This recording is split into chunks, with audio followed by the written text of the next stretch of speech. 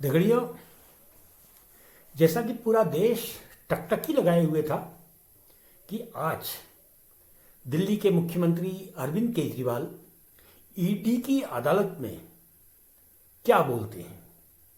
2 दिन से चर्चाएं थीं कि वो कुछ कहने वाले हैं। अरविंद केजरीवाल ने 2 टूक शब्दों में कहा, ईडी जितना चाहे मुझे हिरासत में रखे, मैं बाहर निकलने की अपील नहीं कर रहा हूं। ऐसा कोई शख्स तभी बोलता है जब उसके अंदर से जेल का डर काफूर हो चुका होता है। अरविंद केजरीवाल ने सवाल पूछा कि मुझे गिरफ्तार क्यों किया गया है। जवाब मिला कि आपके खिलाफ बयान है। अरविंद केजरीवाल ने काउंटर किया कि मैं बयान देता हूं मोदी और शाह के खिलाफ, क्या आप उनको गिरफ्तार करेंगे? सामने से बोलती बंद थी। अरविंद केजरीवाल ने पूछा कि मेरे ऊपर शराब घोटाले को लेकर अगर मुझे गिरफ्तार किया गया है तो बताइए वो पैसा कहां है। सामने की ओर से जवाब आया कि हवाले के जरिए गोवा के चुनाव में आपका पैसा आया था। अरविंद केजरीवाल ने कहा कि आप चुनाव आयोग पर आरोप लगा रहे हैं कि वो चुनाव भली भांति नहीं करा पाए और चुनाव आयोग के सख्त निर्देशों के बावजूद, सख्त कार्रवाइयों के बावजूद वहां हवाला का पैसा पहुंचा। सामने से बोलती बंद थी। और अरविंद केजरीवाल ने जानना चाहा कि जिन बयानों के आधार पर मुझे गिरफ्तार किया गया है, क्या वो कोर्ट का हिस्सा है? सामने से बोलती बंद थी। सी अरविंद, मनीष सिसोदिया के सचिव,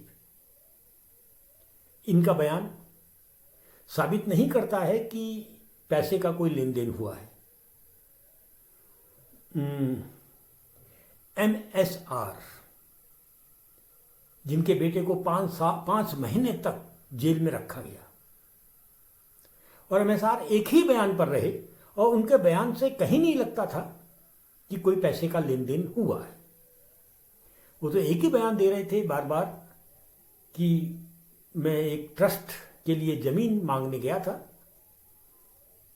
और सरकार ने साफ कहा था कि जमीन देना दिल्ली में सरकार के अधीन नहीं है। और 1, 2, 3 नहीं, कई बार यही बयान उनकी ओर से दिया गया। लेकिन जब बयान बदलाया तो लड़के को भी जमानत मिल गई और MSR को भी बयानों से मुक्ति मिल गई। तो अरविंद केजरीवाल ने कहा कि 9 बार बयान लिए गए और जब बयान मेरे खिलाफ आ गया, 9वीं बार जब मेरे खिलाफ बयान आ गया तो उसके बाद से बयान लेने बंद कर दिए गए। सामने से बोलती बंद थी। अरविंद केजरीवाल ने कहा कि 4 बयान हैं और चारों बयानों में एक भी बयान ऐसा नहीं है जो गिरफ्तारी का रास्ता खोलता हो। सामने के वकील भी अपना पक्ष रखते रहे थे। खैर, जब ये सब चल रहा था उससे पहले एक अदालत ने उस याचिका को खारिज कर दिया था जिस याचिका में कहा था कि अरविंद केजरीवाल साहब गिरफ्तार हैं और मनी लॉन्ड्रिंग का केस उनके ऊपर है, उनसे इस्तीफा लिया जाए। और इस याचिका पर कोर्ट ने साफ इनकार किया और याचिका खारिज कर दी थी। अरविंद केजरीवाल ने ईडी की अदालत में आरोप लगाया कि ईडी भारतीय जनता पार्टी का वसूली गैंग है और इलेक्टोरल बॉन्ड की ओर उनका इशारा था। भाई, इलेक्टोरल बॉन्ड में 2 तरह की व्यवस्थाएं, एक तो कुछ लोग चंदा देना चाह रहे हैं, वो सही है, लेकिन जो वसूली हुई है ईडी की ताकत से, जो वसूलियां हुई हैं, जो साफ हो चुका, अब इसमें बहस के लिए सबूत तो स्वयं वो इलेक्टोरल बॉन्ड, इससे बड़ा सबूत और क्या हो सकता है। ये अलग बात है कि भक्त मानने को तैयार नहीं है। भक्त उन चोरियों को चोरी नहीं मानना चाहते। खैर, अरविंद केजरीवाल का ये कहना कि ईडी एक गैंग है, लूट का काम करने वाली गैंग, और भाजपा के लिए लूट का काम करती है, लूटने का काम करती है, ईडी की अदालत में कहना, दगड़ियों, ये तो साफ हो गया कि आज के बयान के बाद, क्योंकि अरविंद केजरीवाल के बारे में कहा गया कि आपके खिलाफ बयान है तब आपको गिरफ्तार किया गया है, तो अरविंद केजरीवाल ने ईडी की ही अदालत में जो बयान दिया है, उसके बाद ईडी तो निर्वस्त्र हो ही गया है। दिल्ली में बैठी भारत की सरकार को भी इस बयान ने एक तरीके से निर्वस्त्र कर दिया है।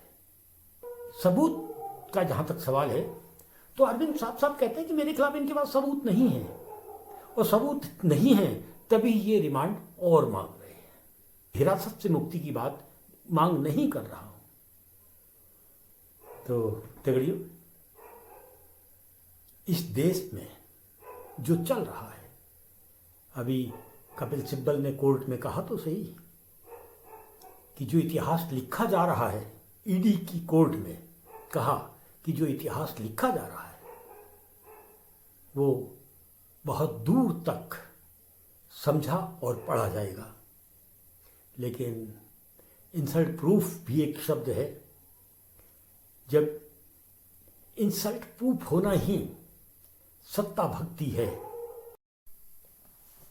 तो जनता को चाहिए कि भक्तों से इतर जो शेष भारत है वो जजमेंट अपने हाथ में ले, तभी लोकतंत्र और देश का सम्मान बचा रहेगा।